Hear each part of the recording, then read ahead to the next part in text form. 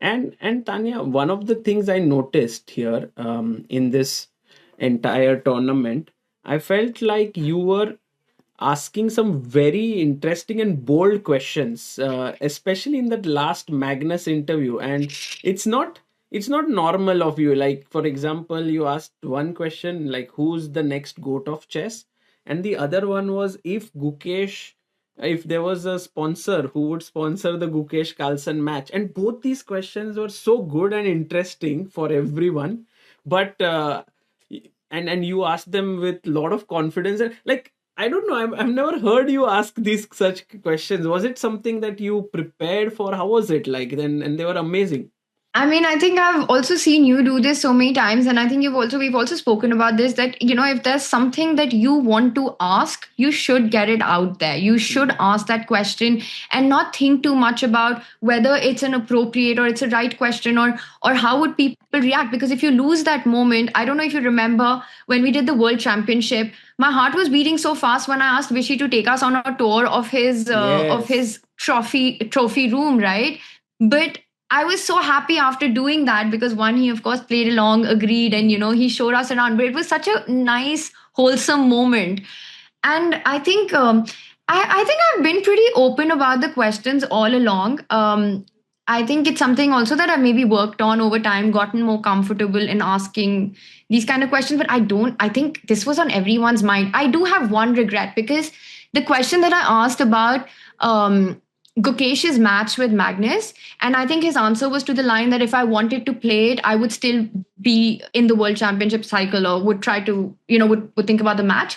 But we know that the reason he doesn't, or one of the reasons is that the format of the World Championship match is Mm. not exciting or motivating to him. I think my question, what I wanted, was more in the lines of, let's say if it was like a Norway chess format, something that you enjoyed, would you then like be up for, would you want to play that match? I think that part got left behind somewhere, but But you it was can't still ask something. everything. Yeah, I mean, the when I you would love it if someone comes in and goes like, okay, I'm putting this money on the line. Here's the match between world number one and world champion, a clash of generations, and let's do it. Would love to see that I happen. think I'm sure someone would be interested to sponsor such a match. If Chess Space India. थोड़ा मुश्किल हो जाएगा, but uh, this question when you asked, and the way Magnus reacted, the pause that he took, all of that is very interesting to watch. कि कितना time में answer देगा, then what is he thinking about something. So it was very cool. On Yeah. Yeah, go And on. I think the other one that you mentioned, I feel like that was also something that was on my mind. I mean, I would love to ask and have this conversation, with him, because That was the really next what. goat of chess, correct? Yes, I think it wasn't really more around like the next goat of chess, but more around the domination that he's Hmm. had in the chess world, starting from being world number one. And I'm trying to remember, was it 2011 or 2013? Since 2011, maybe yeah. 2011. So 2011, 2013 was the match. Yeah, 2011. And after that, just being the undisputed world number one. I mean, the kind of tournaments and the number of times that he's won, multiple world championship, multiple super elite tournaments, just over and over again, it feels like whatever he plays, he wins. That kind of sort of domination that we've seen, and I think in some ways it's been so incredible to witness Yeah. that. We have amazing talent, like, there's Ali Reza, Nodebek, Gukesh, Arjun, Prag, so many youngsters, so promising. And who does he feel has that spark? And I just feel like he was so honest in his Yes. answer.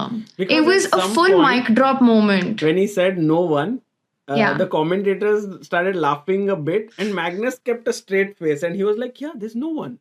And Yeah. that was a great moment. I loved it. Actually, guys, He you should completely check meant out it. I mean, both these shots are there on Tanya's Instagram as well, and I think Chesscom India has cut them and made videos, so they're very beautiful.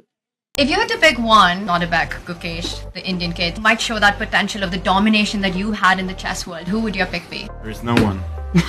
There's no one at the moment. That's the honest answer. There could be. I think Gukesh showed in this tournament that he's on track.